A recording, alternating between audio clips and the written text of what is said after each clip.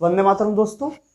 चलिए आज का क्लास हम स्टार्ट करते हैं। पिछले क्लास में हमने CAA, NRC और NPR का बैकग्राउंड डिस्कस कर लिया था। आज इसके आगे देखते हैं, ठीक है। हम बताए थे कि NRC को समझने के लिए, CAA को समझने के लिए हमको असम संकट को समझना पड़ेगा। अब ये देखते हैं कि असम था क्या। तो देखो यहाँ पे ये इंडिया वाला जो नॉर्थ ईस्ट का पार्ट है, यहाँ पे असम है और मणिपुर भी यहीं पे है और मेघालय का कुछ हिस्सा। एक्चुअली ये जो पार्ट हुआ करता था, ये पहले बर्मा का पार्ट हुआ करता था। ये जो पार्ट हुआ करता था बर्मा का, तो क्या हुआ कि फर्स्ट एंग्लो बर्मा युद्ध, पहला जो फर्स्ट आंगल बर्मा युद्ध हुआ, आंगल बर्मा युद्ध, तो इसमें क्या किया, ये हुआ था 1826 को। कब हुआ था? 1826 को पहला आंगल बर्मा युद्ध हुआ था। आंगल कहीं भी लगा रहे, इसका मतलब कौन? उसमें लिप्त है अंग्रेजी कंपनी, अंग्रेजी सरकार उसमें लिप्त है। अंग्रेज मतलब ब्रिटेन के लोग। अब क्या हुआ कि फर्स्ट आंगल बर्मा युद्ध हुआ था 1826 में। इस युद्ध में क्या हुआ कि ये लोग जो थे इधर से आए और इस बर्मा को हरा दिए थे। और इस युद्ध में बर्मा को हार जाने के कारण बर्मा का जो क्षेत्र था, कौन सा क्षेत्र? बर्मा का कौन सा क्षेत्र? तो बोलते हैं बर्मा मतलब म्यांमार, उसी को बोलते हैं। उसका जो क्षेत्र था असम और मणिपुर, असम और मणिपुर, इसको मिला दिया गया भारत में, ले लिया अंग्रेज। अब क्या हुआ कि असम जो है, प्राकृतिक संसाधन यहां पे भी अच्छा खासा है। असम में तेल और चाय का जो मतलब उत्पादन है वो अच्छा खासा किया जा सकता है। अंग्रेजों को लगा कि यह असम जो है, यहां तेल तो मिल सकता है, साथ में चाय भी मिल सकता है। चाय जो पीते हैं असम में, वहां उसका खेती होता है चाय का पत्ता का।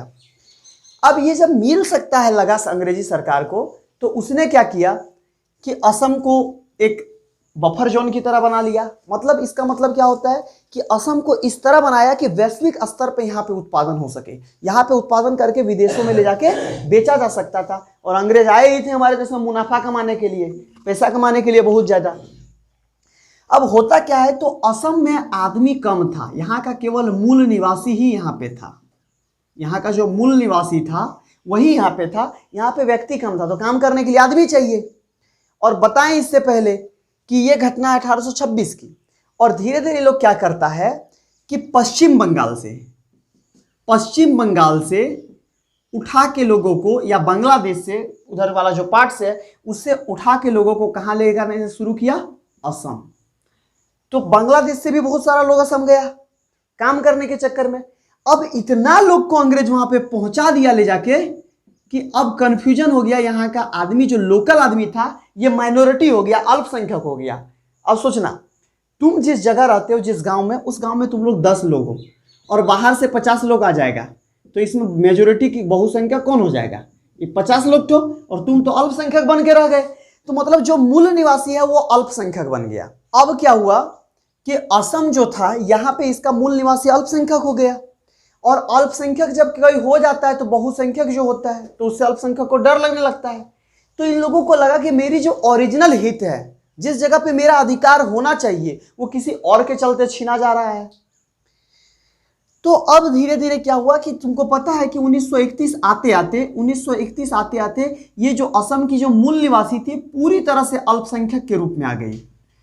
और ये अल्पसंख्यक के रूप में जैसे ही परिवर्तित होती है, इसका सीधा मतलब है, और अंग्रेजों ने इस पे इतना वार किया कि इसकी संस्कृति को नष्ट कर दिया।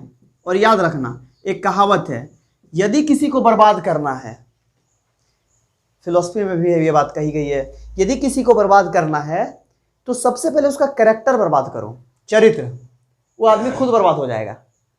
लेकिन आज का डेट में शायद लागू नहीं होता है, क्योंकि जो आदमी, बहुत आदमी कैरेक्टर को वैल्यू नहीं देता। तुम उसके बारे में कुछ भी बोल लो या कुछ भी तुम कर लो, बोले यार चलो सब सही है, कोई दिक्कत नहीं, क्योंकि ये दुनिया जो है ये सिर्फ मतलब के लिए चलती है। लेकिन इसी का हालत देखते हैं, 1947 में अपना देश आज़ाद होता है। और जब आज़ादी मिली हमको 1947 में, तब भी ये समस्या थी। तो नेहरू को लगा, क्योंकि पहले प्रधानमंत्री नेहरू बने थे, पढ़ चुके हम लोग कि भारत के पहले प्रधानमंत्री कौन थे? पंडित नेहरू। लेकिन तब लगा कि नहीं, 1947 में आज़ादी मिली तो असम वाला संकट को सुलझाना चाहिए। क्या था संकट? कि वहाँ पे बाहरी लोगों का जमावड़ा ज़्यादा हो गया था, लोग बाहर से ज़्यादा इंटर कर गए थे असम में। तो अब इसी बीच क्या हुआ कि तुमको पता है कि 1947 में जब देश आज़ाद हुआ तो 1948, 49 में लगातार क्या होता है कि लोग भारत से पाकिस्तान गए, पाकिस्तान से भारत आए। क्योंकि देश का बंटवारा कैसे हुआ था? जैसे भारत और पाकिस्तान, देखो ये पहले तो पूरा पार्ट्स एक था, देखना यहाँ पे ये वाला पूरा पार्ट्स, पाकिस्तान वाला पूरा, इंडिया वाला पूरा और बांग्लादेश, ये सब मिला के पहले इंडिया था, भारत था। बांटा कैसे गया कि मुस्लिम बहुल इलाका को बोल दिया गया पाकिस्तान। ठीक बात। तो दो पाकिस्तान बना, एक इधर पाकिस्तान बना जिसको पश्चिमी पाकिस्तान बोलते हैं, और एक इधर बना जिसको पूर्वी पाकिस्तान बोलते हैं। पूर्वी पाकिस्तान ही आज का बांग्लादेश है। ठीक है। अब यह हुआ कैसे? तो बताए, अब ऐसे भी बोला गया कि जिस मुस्लिम को भारत से पाकिस्तान जाना है वो जाए, तो मुस्लिम भी गया, उधर से हिंदू भी आया। तो एक डेटा के अनुसार ऐसा है कि उस समय बांग्लादेश में जितने हिंदू थे 28% में से 6% ही असम वाले इलाके में एंट्री मारे थे। 6% जो था कहां पे एंट्री मार दिया था? असम तरफ। तो इधर हिंदू भी घुसा है आके वहां से। अब देखो ये चीज लगातार चलते रहा क्योंकि बांग्लादेश के साथ कोई निश्चित बॉर्डर तो है नहीं। मतलब निश्चित बॉर्डर मतलब क्या कि एकदम दीवार जैसा तो कुछ है नहीं, आर पार रास्ता जैसा है, समझ रहे हो? तो लोग इधर उधर आ जा सकते थे। तो बहुत सारे लोग इंटर करते गए और धीरे धीरे ये जब मामला बढ़ते गया तो 1950 में नेहरू ने एक समझौता किया लियाकत से। नेहरू ने एक समझौता किया लियाकत से, जिसको नेहरू लियाकत समझौता कहा जाता है। नेहरू ने समझौता किया लियाकत से और इसको क्या कहा जाता है? नेहरू लियाकत समझौता। अब इस नेहरू लियाकत समझौते में कहा क्या गया था? तो सबसे पहले इसमें नेहरू ने माना कि ठीक है, जो भी आपके वहां से आएंगे धार्मिक उत्पीड़न के कारण या जिनको अच्छा नहीं लगता और जो यहां से जाएंगे उनको नागरिकता दे दीजिएगा, आ जा सकते हैं जो अल्पसंख्यक है। क्या बोल रहा है? मतलब आपके पाकिस्तान में जो हिंदू अल्पसंख्यक है यदि भारत आया तो हम उसको नागरिकता देंगे, और यदि यहां से मुस्लिम गया तो आप नागरिकता दीजिएगा। मोटा मोटी बात नेहरू लियाकत समझौता का यही था। 1950 में हुआ था। अब तुमको पता है कि हर 10 साल में क्या होता है? जनगणना। हर 10 साल में क्या होता है? मेन फेर लग गया यहीं से। जब तक जनगणना नहीं होगा तो पता ही नहीं चलेगा कितना आदमी है और क्या हो रहा है। तो जब जनगणना हुआ, कब? 1951 में। उसी समय नेहरू को समझ में आ गया था कि ये जो मामला है बहुत डेंजर मामला है, असम संकट। इसलिए इस पे क्या, तो देखो बाद में यदि बढ़ जाएगा, मान लो 1951 अभी चल रहा है, मामला शुरुआत कब हो गया था? 1826 या उससे पहले से ही शुरू हो गया है और धीरे धीरे लोग वहां इंटर कर रहे हैं। अब देखो 1951 जाते जाते वो लोग बहुसंख्यक हो गया। तो सबसे पहला बात, इसके बाद यदि कभी सवाल उठ गया कि यहाँ का मूल निवासी कौन है तो आदमी तो कंफ्यूज हो जाएगा कि वहां का मूल निवासी कौन है। इसके लिए कुछ होना चाहिए। तो इसने नेहरू ने क्या कराया, जनगणना के साथ ही इन्होंने, जनगणना जो हो रहा था जनगणना के साथ ही एनआरसी करवा दिया। किसी को बोला नहीं, कुछ नहीं बोला कि हम एनआरसी करवा रहे हैं। तो एनआरसी आज नहीं आया है, एनआरसी 1951 में भी एक बार हुआ था। और कौन करवाया था? पंडित नेहरू। और इसके बारे में किसी को कुछ नहीं बताया। जनगणना होता है ना, तो जनगणना में से जो कॉलम, जो डेटा नहीं काम आता है एनआरसी के लिए, उसको हटा दिया गया और एनआरसी चुपचाप एनआरसी का एक डॉक्यूमेंट तैयार कर लिया गया। अब ध्यान समझना, 1951 में जब ये एनआरसी करवाया गया था तो जनगणना के साथ ही करवा लिया गया था। एनआरसी मतलब क्या होता है? National registered for citizenship. मतलब तुम नागरिकता हो, इसके लिए रजिस्ट्रेशन कि तुम भारत का नागरिक हो या नहीं हो। एनआरसी लिस्ट में यदि तुम्हारा नाम है कि रजिस्ट्रेशन हो गया भारतीय नागरिकता के लिए तो तुम भारतीय नागरिक, और बाहर चल गए तो भारतीय नागरिक नहीं हो। तो जब ये चीज तैयार हुआ, ये एनआरसी बन के, तो इसको गुप्त रख लिया गया, इसको किसी को दिया नहीं गया। रीजन कि इसको बाद में यूज करेंगे, कभी यदि डिबेट हो जाए तो हम लोग इसको देख के सुलझा सकते हैं मामला। इसके बाद आते हैं 1964 ईस्वी। इस समय क्या होता है? पंडित नेहरू की मृत्यु हो गई और पंडित नेहरू इस समय मर जाते हैं, इनकी मृत्यु हो जाती है 1964 में। 1964 में जब पंडित नेहरू की मृत्यु होती है तो उस समय अब कंफ्यूजन होता है कि सत्ता किसके हाथ में दिया जाए, प्रधानमंत्री कौन बनेगा।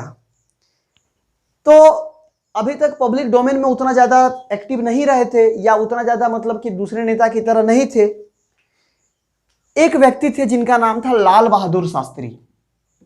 लाल बहादुर शास्त्री, लाल बहादुर शास्त्री, इनको क्या करा गया, प्रधानमंत्री बनाया गया, भारत का पीएम, प्राइम मिनिस्टर। पहली बार क्या हुआ कि पहला बार लगातार 1947 से 1964 तक प्रधानमंत्री कौन थे, पंडित नेहरू। इसके बाद प्रधानमंत्री कौन बने, लाल बहादुर शास्त्री। 1964 में प्रधानमंत्री बने, देखने में एकदम छोटे थे, पतला दुबला थे। तो देखो अब ध्यान समझना, जो सैनिक होता है या जो सेना होता है या जो भी होता है वो लोग सोचते कैसे हैं, वो लोग क्या करते हैं, ताकत और दिमाग को मिक्स करते हैं। यही गलती पाकिस्तान कर गया। अब पाकिस्तान लोग क्या सोचा कि भारत में प्रधानमंत्री बनाने के लिए कोई मजबूत आदमी नहीं है, इसको बना दिया, पतला दुबला है, छोटा सा है। भारत फुरा गया, नेहरू मरा, भारत खत्म। और इससे पहले 1962 में भारत चीन युद्ध हुआ था, हम इसके बारे में हिस्ट्री में देखेंगे। 1962 में भारत चीन युद्ध हुआ था, और इस युद्ध में हमारे देश को हार खानी पड़ी थी, हार गए थे चीन से। तो जस्ट हम लोग अभी लड़ाई करके ही उठे थे, तो पाकिस्तान को लगा कि अभी लड़ के उठा है और हार भी गया है, सेना का नुकसान हुआ, पैसा का नुकसान हुआ, समझ में आ रहा है। तो बहुत दिक्कत था भारत के साथ। तो पाकिस्तान लोग क्या करता है, बोला कि अब प्रधानमंत्री भी इसका सही नहीं है। तो कोई नहीं सोचा था कि इस तरह का अटैक हो जाएगा, और पाकिस्तान क्या करता है, 1965 में भारत पे अटैक कर दिया, ले हमला कर दिया। पाकिस्तान 1965 में भारत पे हमला कर देता है, और 1965 में जब हमला करता है, उस वक्त सबसे मजेदार बात यह रहती है कि लाल बहादुर शास्त्री से ऐसा आशा किसी ने नहीं किया था जो वो काम करते हैं। वो बोलते हैं छोड़ो सब चीज, पहले इन लोग को पीटो सरिया के, उसके बाद देखा जाएगा जो होगा। और भारत का सेना को फुल ऑर्डर, मारो, कोई दिक्कत हमको नहीं है, मारो। ऑर्डर मिल गया। भारतीय सेना की काबिलियत देखो कि जो हमारी सेना थी ये पाकिस्तान के अंदर घुस गई, इसको हराते हुए पाकिस्तान के अंदर तक चली गई। ऐसा कहा जाता है कि लगभग लाहौर प्रांत तक ये चले गए थे। अब वहां पे जब चल गया 1965 में, इतना खतरनाक वाला काम हो गया, समझ रहे। तो हम वही भारतीय हैं, हम लोग वही हैं कि जो देखिए पहले तो किसी को छेड़ेंगे नहीं, और कोई छेड़ दिया तो फिर छोड़ेंगे नहीं।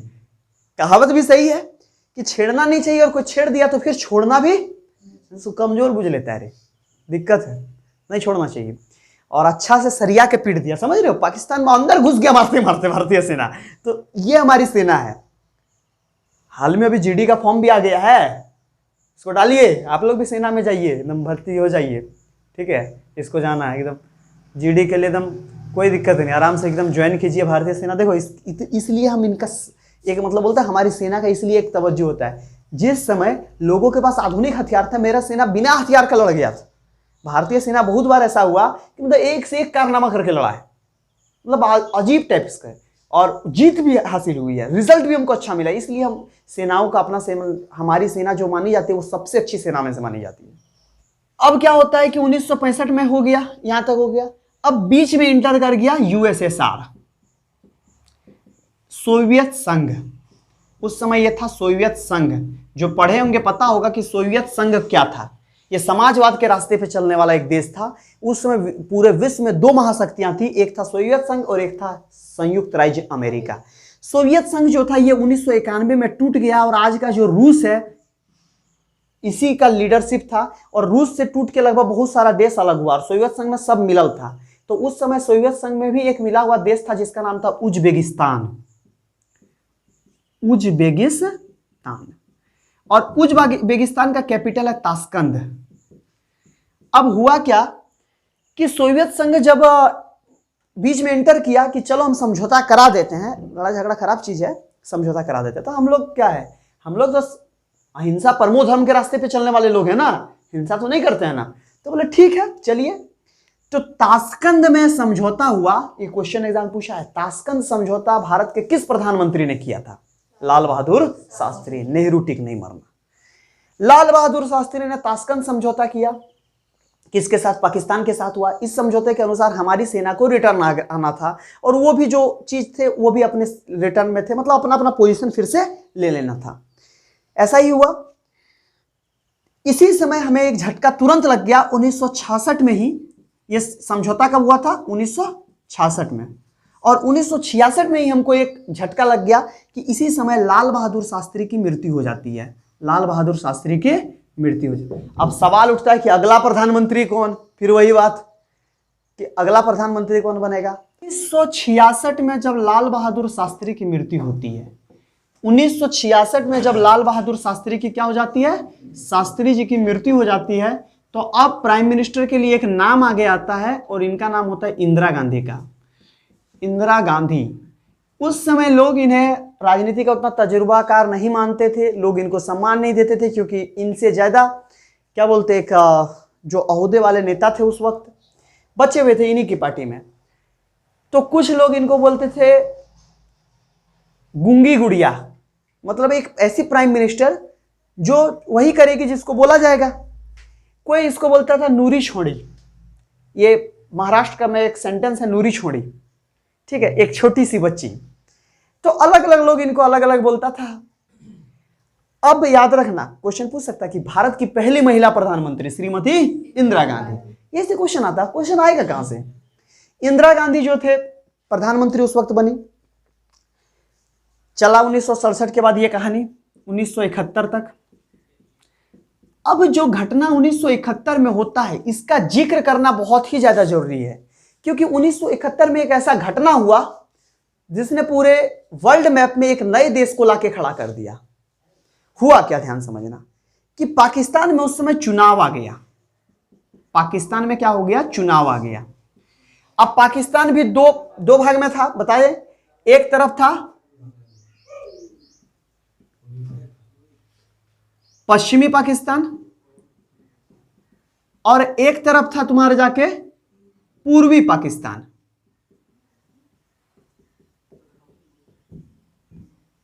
एक तरफ था पश्चिमी पाकिस्तान, एक तरफ था पूर्वी पाकिस्तान। हमेशा सत्ता पश्चिमी पाकिस्तान के पास रहती थी। देखो ये जो आज तुम देख रहे हो, देखना ये इंडिया वाला छोड़ दे मैप, तो ये वाला है तुम्हारा जाके पश्चिमी पाकिस्तान, ये पश्चिमी पाकिस्तान हो गया, और यहां पे जो बांग्लादेश का पार्ट्स हो गया ये पूर्वी पाकिस्तान हो गया। तो हमेशा जो शासन रहता था इसी के हाथ में रहता था। सत्ता पश्चिमी पाकिस्तान के हाथ में रहती थी, पूर्वी पाकिस्तान के हाथ में नहीं रहते थे। पश्चिमी पाकिस्तान का जो एक फेमस लीडर था वो था अली जुल्फिकार भुट्टो। और पूर्वी पाकिस्तान में जो नेता था, सबसे फेमस नेता, वो था मुजीर रहमान, शेख मुजीर रहमान। अब यहां पे बड़ा जबरदस्त खेला हो गया। इस बार पाकिस्तान में चुनाव हुआ तो एक्चुअली इधर जो पश्चिमी पाकिस्तान था इधर से तो बहुत सारी पार्टियां थी, तो किसी को यहां पे ज्यादा सीट स्पष्ट बहुमत नहीं मिला, और पूर्वी पाकिस्तान जो था मुजीर रहमान को पूरा पूरा वोट मिल गया। अब रीजन क्या था कि ये जो पाकिस्तान है ये अपने आप को पंजाबी मूल का पाकिस्तान मानता है, पंजाबी मूल, और ये जो है बांग्लादेश वाला पूर्वी पाकिस्तान ये होता है बंगाली मूल का। अब सबसे बड़ा प्रॉब्लम यहां नहीं आया, प्रॉब्लम क्या आया कि ये लोग इसको हमेशा नीचा दिखाते थे, पश्चिमी पाकिस्तान पूर्वी पाकिस्तान को। एक चीज तुमको जान के आश्चर्य होगा कि कुरान में जाति पाति का उल्लेख नहीं है, लेकिन फिर भी वो लोग जात पात कर ऊंच नीच बना दिया। अब पश्चिमी पाकिस्तान जो है पूर्वी पाकिस्तान के लोगों को नीचा बोलता था ये लोग शासन करने लायक नहीं, असभ्य है, काला है, ये है, वो है, मतलब जो भी बोल सकता है, बेइज्जती हद से ज्यादा कर देता था। अब इसमें चुनाव में रिजल्ट जो आया इसमें मुजीर रहमान को स्पष्ट बहुमत मिल गया, मतलब कि अब इसका सरकार बनेगा मुजीर रहमान। अब इन लोग को लगा कि सत्ता ट्रांसफर हो गया इधर वाले पार्टी के पास, मतलब पाकिस्तान पे राज किसका होगा? मुजीर रहमान का। ये लोग सत्ता देने से इनकार कर दिया, बोला नहीं ऐसे नहीं होता है, प्रधानमंत्री वो नहीं बनेगा। तो बड़ा प्रॉब्लम है। तो ये जो कारनामा था ये 7 मार्च 1971 तक चला। 1971 में चुनाव हो गया है और 7 मार्च तक उसको सत्ता दिया ही नहीं, संसद का बैठक बुलाया ही नहीं। संसद का बैठक बुलाने से क्या होगा कि शपथ दिलाना पड़ेगा प्रधानमंत्री को, प्रधानमंत्री बने भी नहीं करेंगे। जाओ, 7 मार्च 1971 को जब ऐसा नहीं हुआ तब मुजीब रहमान ने यह घोषणा कर दी कि हम को प्रधानमंत्री ये नहीं बना रहे हैं, जबकि हम स्पष्ट बहुमत से जीते हैं, तो हम अपना एक अलग देश बनाएंगे। कॉन्सेप्ट यहां पे आया, अलग देश बनाएंगे। ये लोग क्या किया, क्रूर शासन लगा दिया, मार काट, इनोसेंट को मारना, बहुत ज्यादा हत्या होना। तो ये सब हो रहा था बांग्लादेश में, मतलब पूर्वी पाकिस्तान में। और तुमको देख रहा है यहां पे ये पूर्वी पाकिस्तान है और ये पश्चिमी पाकिस्तान है। ये लोग यहां से आके यहां पे कर रहे थे क्रूरता। हुआ क्या कि इस क्रूरता के कारण पूर्वी पाकिस्तान से लोग भाग भाग के पश्चिम बंगाल, असम, इस सब जगह में इंटर कर रहे थे अपने जान को बचाने के लिए। तो हम पे ऑलरेडी बोझ बढ़ रहा था, ऑलरेडी हमारे पास बहुत सारे लोग आ चुके थे पहले से, तुमको पता है, पूरा हमने इतिहास इसका बताया। और अब और ज्यादा बढ़ने लगा और सबसे बड़ा संकट यही पे आया हमारे सामने, लाखों लाख लोग आने लगे। तो पाकिस्तानी जो सेना है, पश्चिमी पाकिस्तानी, जिसके पास अभी तक सत्ता थी, उन्होंने सत्ता छोड़ा नहीं था, तो उन्होंने चलाया एक ऑपरेशन सर्चलाइट। ऑपरेशन सर्चलाइट, ये जो पाकिस्तानी सेना है इसने चलाया एक ऑपरेशन सर्चलाइट। और इसमें क्या किया गया, इसमें इसके आंदोलन को दबाने के लिए क्रूरता की गई, लोगों को मारा गया और इसके आंदोलन को दबाने की कोशिश की जाने लगी। कहां पे, पूर्वी पाकिस्तान। तो यहां पे इस समय एक संस्था का गठन भी हो गया, मुक्तिवानी सेना, जो आजादी चाहती थी पाकिस्तान से। और जब लोग हमारे जगह इंटर करने लगे तो इंदिरा गांधी को समझ में आ गया था कि मामला खराब होने वाला है। तो इंदिरा गांधी की सरकार, हम लोगों ने क्या किया, हम लोगों ने बांग्लादेश की आजादी के लिए लड़ाई लड़ी। हमने इन्हें मॉरल सपोर्ट दिया, इन्हें हमने क्या किया, मॉरल सपोर्ट दिया, नैतिक सपोर्ट दिया, नैतिक समर्थन। और जब फाइनली हमारी सेना जब वहां पे गई, तो सेना जाने से पहले एक आश्चर्य चीज हुआ था कि भारत की सेना जो थी एयर हेलीकॉप्टर से गई थी। और क्या किया 1971 में कि वहां पे जो आदमी था, 1971 में जब भारतीय सेना वहां पे गई तो डायरेक्ट जाके नहीं घुस गई थी बांग्लादेश में, इधर ही थी, हेलीकॉप्टर भेज दी। और हेलीकॉप्टर से क्या किया गया, लकड़ी का उतारा गया, गुड़िया टाइप का, लकड़ी का इंसान। अब उन लोग को लगा कि नहीं, भारतीय सेना तो यहां इंटर कर गई है, क्योंकि भारतीय सेना वहां इंटर नहीं की थी। लोग डर गया पूरा और उसका मॉरल डाउन हो गया। और धीरे धीरे जब देखिएगा तो ये पूर्वी पाकिस्तान जो था, धीरे धीरे ये यहाँ पे आंदोलन तेज होता गया, हमने सपोर्ट किया। और इस लड़ाई में जब पाकिस्तान 1971 में पाकिस्तान के साथ हम लड़े थे, इस लड़ाई में तुमको जान के आश्चर्य होगा, पाकिस्तान के लगभग 1 से 1.5 लाख सैनिक ने आत्मसमर्पण कर दिया था।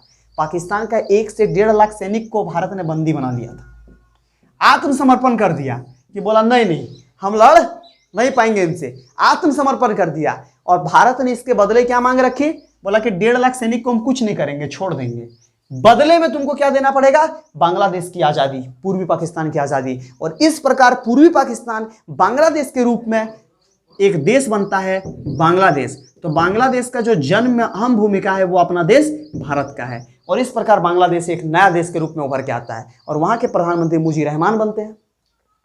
अब सवाल ये उठता है कि इंदिरा गांधी जो थी, इन्होंने ऐसा किया, फिर भी बहुत सारे लोग भारत में इंटर कर गए थे। तुमको जानकर आश्चर्य होगा कि इस लड़ाई के वक्त 1 करोड़, कितना, 1 करोड़ लोग, ये डेटा है, 1 करोड़ लोग भारत में आ गए थे, पश्चिम बंगाल और असम में। इसमें से बहुत सारे लोग बाद में रिटर्न गए, लेकिन सब रिटर्न नहीं गए।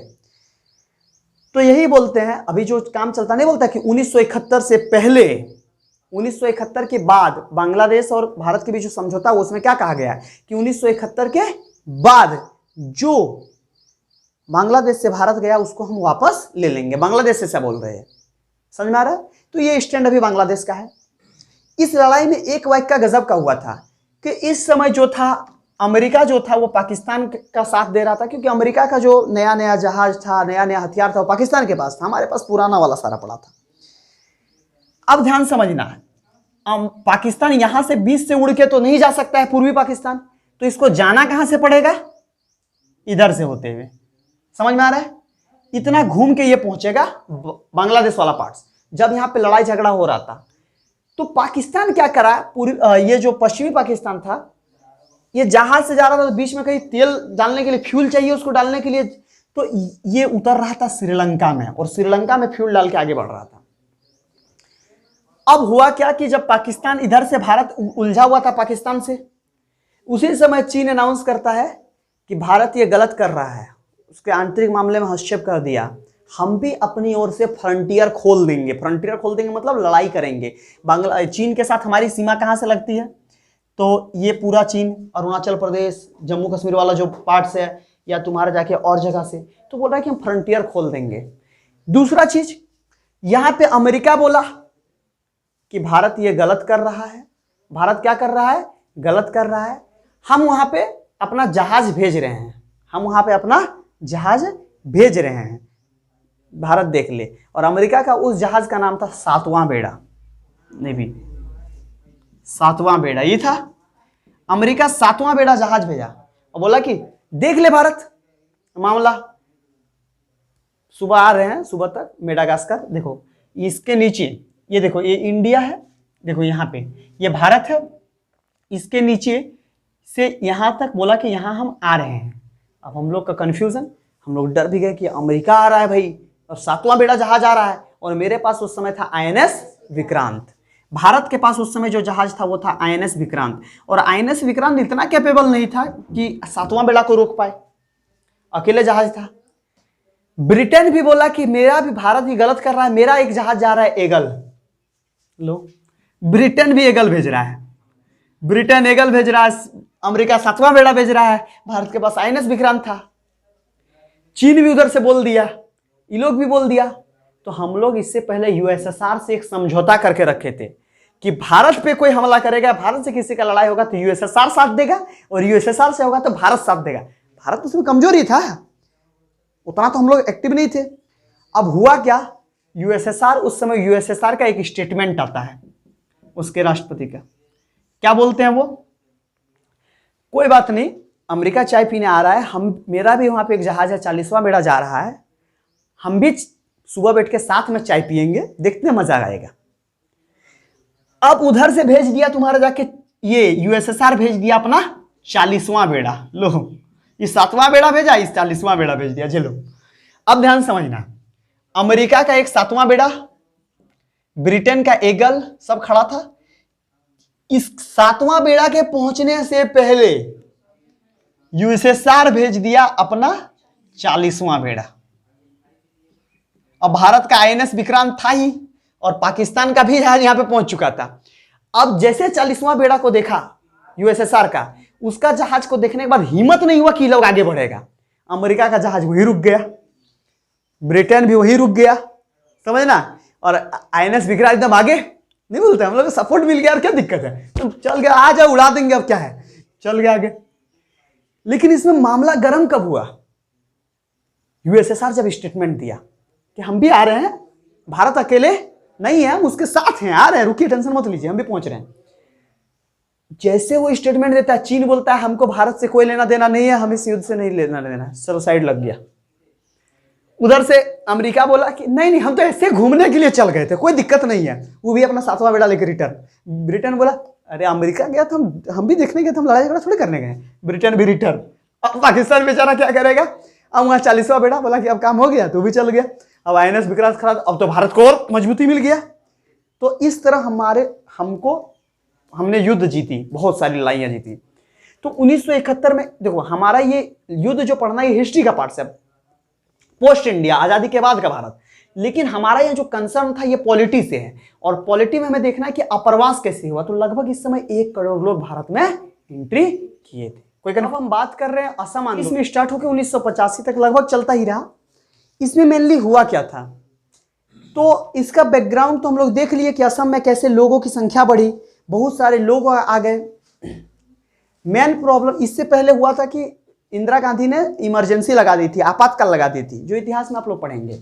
और आपातकाल लगाने के बाद क्या हुआ कि इंदिरा गांधी की सरकार चली गई, और 1977 में जब चुनाव हुआ तो इस समय जनता पार्टी ने चुनाव जीता। जनता पार्टी, इसने चुनाव जीता, और अगले प्रधानमंत्री जो देश के बने वो बोले मोरारजी देसाई। मोरारजी देसाई। तो अब तक का प्रधानमंत्री भी एक कर्म में हो गया, पंडित नेहरू मरे, लाल बहादुर शास्त्री गए, इंदिरा गांधी, मोरारजी देसाई। प्रधानमंत्री 1977 में बन जाते हैं। जनता पार्टी में उस समय टोटल 4 पार्टी मिलकर चुनाव लड़ी थी, 4 पार्टी। इसी 4 पार्टी में से एक पार्टी थी जनसंघ पार्टी। इसी 4 में से एक पार्टी थी जनसंघ पार्टी, जिसको आज का बीजेपी बोलते हैं, भारतीय जनता पार्टी। यह 1980 में बनी थी। क्वेश्चन आ सकता है बीजेपी कब बनी थी? 1980।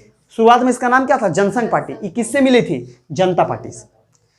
अब हुआ क्या कि इन्होंने चुनाव हुआ तो 1977 में ये चुनाव जीत गए। इसके जस्ट 178 में हुआ असम का विधानसभा चुनाव, असम का विधानसभा का चुनाव। और ये विधानसभा का चुनाव भी यहाँ पे बीजेपी मतलब जनता पार्टी जीत जाती है। उसमें बीजेपी तो थी ही नहीं, जनता पार्टी जीत जाती है। मतलब 1977 में भी जनता पार्टी जीत गई सेंटर में, केंद्र सरकार, और 1978 में भी असम में विधानसभा चुनाव हुआ और इसमें भी जनता पार्टी जीत गई।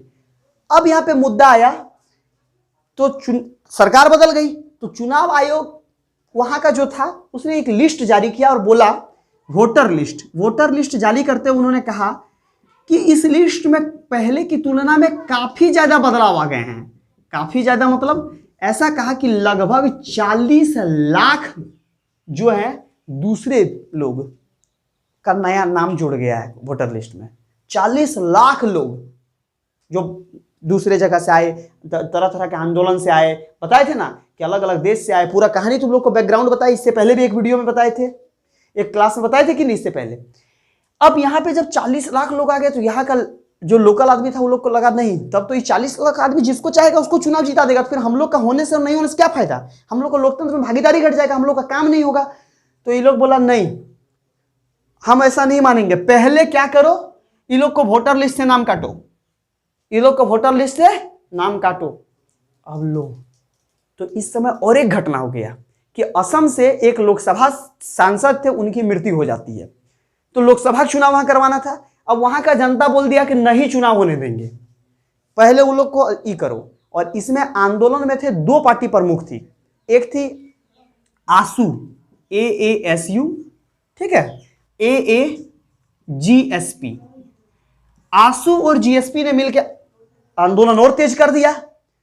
और इस प्रकार जब आंदोलन वहां पे उग्र होते गया असम में, तो किसी तरह तो वो चुनाव हो गया, क्योंकि केंद्र में थी जनता पार्टी की सरकार, वो करा लेती है वो चुनाव, कोई दिक्कत नहीं है। लेकिन जब इन्होंने भी कुछ नहीं किया, ध्यान नहीं दिया असम के मामले में, तो 1979 आते आते मामला फिर से बिगड़ना लगा और आंदोलन और तेज हो गया। ऑल असम स्टूडेंट्स यूनियन, पूरा नाम क्या है? ऑल असम गण संग्राम परिषद, और इसका होगा ऑल असम स्टूडेंट्स यूनियन। और आंदोलन तेज कर दिया 1979 में। इस समय क्या करती इंदिरा गांधी? एक दाव खेल दी। इंदिरा गांधी पहुंच गई चौधरी चरण सिंह के पास। इंदिरा गांधी कहां पहुंची? चौधरी चरण सिंह के पास। और चौधरी चरण सिंह को जाके बोलती है, क्या आप लोग ये लोग का चक्कर में पड़े हुए हैं? आपको प्राइम मिनिस्टर बनना चाहिए, प्रधानमंत्री बन के बैठे हैं मंत्री। ऐसा बात बोला? हाँ, बोला आपको हम प्रधानमंत्री बनाएंगे। अब ये क्या किए चौधरी चरण सिंह? जनता पार्टी से अपना समर्थन वापस ले लिया, क्योंकि 4 पार्टी मिलकर बनाया था ना। और इसने जब समर्थन वापस लिया तो जनता पार्टी की सरकार, मोरारजी देसाई की सरकार क्या हो? गिर गई। अब मोरारजी देसाई की सरकार तो गिर गई। अब चौधरी चरण सिंह को प्रधानमंत्री बना दिया गया। तो उस समय के जो यहाँ पे राष्ट्रपति थे, उन्होंने कहा कि ठीक है, विश्वास प्रस्ताव एक होता है, विश्वास प्रस्ताव। उसमें क्या होता है कि आपको वोट देना होता है। जितना भी सांसद वहां पे मौजूद रहता है लोकसभा में, वो वोट देके बताता है कि हमको इस सरकार पे भरोसा है क्या। तो विश्वास प्रस्ताव चालू हुआ। तो इसमें कांग्रेस ने कहा कि नहीं, हम साथ नहीं देंगे, विश्वास प्रस्ताव हम वोट। तो चौधरी चरण सिंह की जो सरकार है ये बनी, कुछ दिन रही और गिर गई। एक क्वेश्चन ये भी आता है कि कौन ऐसे प्रधानमंत्री हैं जो बिना संसद में घुसे प्रधानमंत्री पद से हट गए? चौधरी चरण सिंह प्रधानमंत्री बने और संसद में नहीं घुसे। इनके बारे में कहावत ऐसा भी है कि किसान बन के पहुंच गए थे थाना, तो पूछा कौन है? पुलिस। बोला कि इस देश का मैं प्राइम मिनिस्टर हूं। तो इन सब कहानियों में थोड़ा वजन होता है। अब असम का आंदोलन और तेज होता गया, 1979 हो गया। अब यहां पे इसके बाद फिर से चुनाव होता है और चुनाव होने के बाद फिर से इंदिरा गांधी चुनाव जीतती है। कौन चुनाव जीतती है? और जबरदस्त बहुमत से जीत जाती है। लेकिन असम में जो कुछ सीट पे चुनाव नहीं, 1979 में ही चुनाव होता है और इस समय चुनाव जो होता है वो इंदिरा गांधी जीतती है। उस समय चुनाव कौन जीतती है? इंदिरा गांधी। 1979 में क्या होता है? चुनाव जीत जाती है। और जैसे इंदिरा गांधी चुनाव जीती वहां पे, तो इस समय चुनाव होने के समय इस समय असम में टोटल लोकसभा का सीट था 14। उस समय असम में लोकसभा का सीट था 14 में से आंदोलन इतना तेज था कि 12 सीट पे चुनाव होने ही नहीं दिया। बोलो नहीं कराने देंगे। वहां का जनता चुनाव 12 सीट में चुनाव क्या, 12 सीट में नामांकन, 10 सीट में नामांकन नहीं भरने दिया।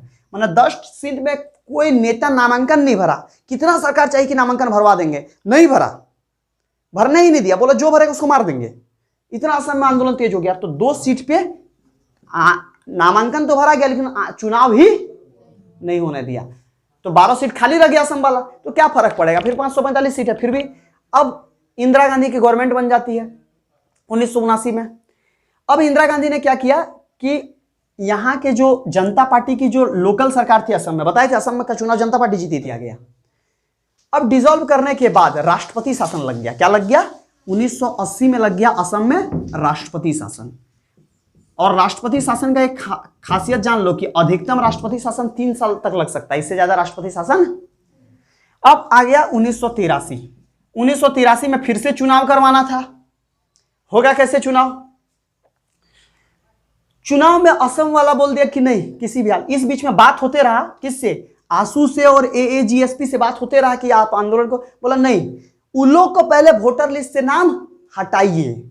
लास्ट में नहीं माना। इंदिरा गांधी भी जिद्दी थी, बोले चुनाव तो करा के रहेंगे, तुम कुछ भी कर लो, चुनाव कैसे नहीं होगा। और बोले चुनाव करा करेंगे। और इतनी बड़ी जिद्दी थी कि पहली बार भारतीय चुनाव में सेना का उपयोग किया गया था। इस वक्त सेना बुला लिया, वो सेना इंदिरा गांधी वहां पे भेज दी, बोला असम में चुनाव कराओ। सेना गया वहां पे। इसके बाद सिविल सेवक जो IAS IPS का एग्जाम देता है ना, वो जो क्वालिफाई, जो ट्रेनिंग में नहीं किया, उसको भेज दिया उठा के, बोले जाओ चुनाव करा के आओ। और यहां पे चुनाव हुआ तो इसमें खास बात यह रहा कि इसमें मात्र 32% लोगों ने वोट दिया था। सोच लो, इतना लो वोट। फिर भी किसी तरह जैसे मन तैसे सरकार तो बन गया। लोगों को लगा कि नहीं, हमारे साथ अन्याय किया जा रहा है। अन्याय मतलब कैसे कि हम नहीं चाहते थे फिर भी चुनाव करा दिया। ठीक है, तो यहां पे एक असम में भीषण नरसंहार हो गया। और इस नरसंहार का कहा जाता है, सरकारी डेटा बताता है कि लगभग 2000 लोगों का मौत हुआ, 2100 कुछ था, 2000 लोग मारे गए। तो इसने सरकार को हिला के रख दिया। इसके बाद जस्ट बाद 1983 में ही IMDT एक्ट लाया गया। IMDT एक्ट, ये एक एक्ट था जो भी अप्रवास करके आए थे उनके लिए लाया गया था। लेकिन ये एक लबनचूस था जो सिर्फ पकड़ाने का काम किया। ठीक है, तो ये जो नरसंहार हुआ तो इसके लिए एक समिति बनी थी जिसका नाम है तिवारी समिति या तिवारी कमीशन। और ये तिवारी कमीशन अपना रिपोर्ट 1984 को देता है। तिवारी कमीशन अपना रिपोर्ट कब देता है? 1984 को। और जब अब देखो, इसका रिपोर्ट टोटल 600 पेज का था। तिवारी कमीशन जो रिपोर्ट दिया वो कितना पेज का था? 600 पेज का। और इस रिपोर्ट को आज तक पब्लिक डोमेन में नहीं लाया गया, मतलब कि पब्लिकली नहीं किया गया है, इसको सीक्रेट रखा गया है। क्या लिखा था भगवान जाने। ठीक है, तो असम के जो मूल निवासी था उनका एक मांग ये भी था कि उस रिपोर्ट को लाया जाए, पब्लिक डोमेन में लाया जाए कि क्या है उसमें। लेकिन जब सुप्रीम कोर्ट में यह मामला गया तो सुप्रीम कोर्ट इस एक्ट को हटा देती है। 2005 में सुप्रीम कोर्ट ने कहा 2005 में कि IMDT एक्ट नहीं होगा। IMDT एक्ट को निरस्त कर दिया गया, हटा दिया गया। और 2013 में सुप्रीम कोर्ट ने ऑर्डर दिया 2013 में कि असम में NRC कराओ। क्या कराओ? NRC। और यही NRC का मामला अभी चल रहा है। समझ में आया? तो बिना असम संकट को समझे NRC समझ में नहीं आता, इसलिए हम तुम लोग को असम आंदोलन के बारे में पढ़ाए। कोई कंफ्यूजन यहां तक? चलिए।